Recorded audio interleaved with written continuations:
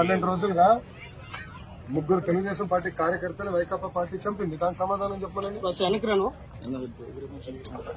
దుమ్మపూడి మంగళగిరిలోనే minority సోదరుని వైకాపా నాయకుడు చంపాడు. బ్యాట్ బట్టన్ కొట్టి చంపేశాడు. వాళ్ళు మా కార్యకర్తలు చంపి ఇప్పుడు ఏం ప్రశ్న అడుగుతున్నారు. ఈ రోజు కూడా తాడిపత్రులు మా కార్యకర్తలు చంపేశారు. చంద్రబాబు నాయుడు గారు ఓర్పు సహనంతో మమ్మల్ని ఉండమన్నారు కనుక ఓర్పు సహనంతో ఉన్నాం. లా అండ్ ఆర్డర్ మెయింటైన్ చేయమన్నారు కనుక మేము ఎక్కడ ఇష్యూ చేయట్లా. మంగళగిరిలో కూడా లా అండ్ ఆర్డర్ ఉండాలి, నేను ఇష్యూ చేయట్లా. చెప్తున్నా, మిమ్మల్ని అడుగుతున్నా, ఎక్కడండి వైకాపా కార్యకర్త ఎవరు దెబ్బ తగిలింది, ఎవరిని చంపా? మేము ఒక్కడి జోలికి వెళ్ళాం. మేము వాళ్ళు ముగ్గురు మమ్మల్ని చంపి తిప్పి మా పైన ఆరోపణ చేస్తాం. కరెక్ట్ గా రుషికొండ ప్యాలెస్ బహిర్గతమైంది. ఏంటి సార్ 500 కోట్లు? మీరు మొత్తం చూడండి, ఇంకా చాలా ఉందని. ఇంకా ముఖ్యమంత్రి గారు దానిపైన నివేదిక అడిగారు. ఎంత ఖర్చు అయింది, దేనికి ఖర్చు పెట్టారు, మొత్తం డీటెయిల్స్ అడిగారు. ఇంకా రావాల్సిన అవసరం ఉంది.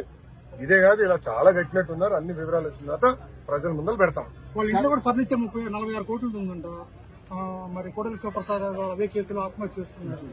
అదంతా అధికారులు వాళ్ళ ప్రాసెస్ వాళ్ళు ఫాలో చేసుకుంటారు. 12 రోజులుగా ముగ్గురు తెలుగుదేశం పార్టీ కార్యకర్తలు వైకాపా పార్టీ చంపింది. దానికి సమాధానం చెప్పమని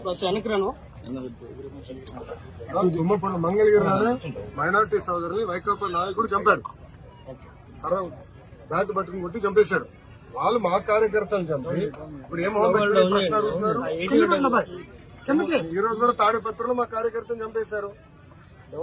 చంద్రబాబు నాయుడు గారు ఓర్పు సహనంతో మమ్మల్ని ఉండమన్నారు కనుక ఓర్పు సహనంతో ఉన్నాం. లా అండ్ ఆర్డర్ మెయింటైన్ చేయమన్నారు కనుక మేము ఎక్కడ ఇష్యూ చేయట్లా. మంగళగిరిలో కూడా లా అండ్ ఆర్డర్ ఉండాలి, నేను ఇష్యూ చేయట్లా.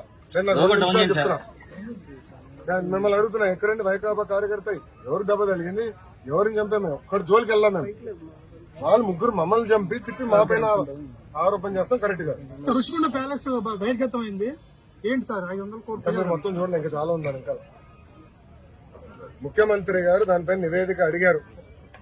ఎంత ఖర్చు అయింది, దేనికి ఖర్చు పెట్టారు, మొత్తం డీటెయిల్స్ అడిగారు. ఇంకా రావాల్సిన అవసరం ఉంది. ఇదే కాదు, ఇలా చాలా కట్టినట్టున్నారు. అన్ని వివరాలు వచ్చిన తర్వాత ప్రజల ముందర పెడతాం. వాళ్ళ ఇంట్లో కూడా ఫర్నిచర్ 46 కోట్లు ఉందంట. మరి కోడలి శివప్రసాద్ అదే కేసులో ఆత్మహత్య చేసుకున్నారు. అదంతా అధికారులు వాళ్ళ ప్రాసెస్ వాళ్ళు ఫాలో చేసుకుంటారు.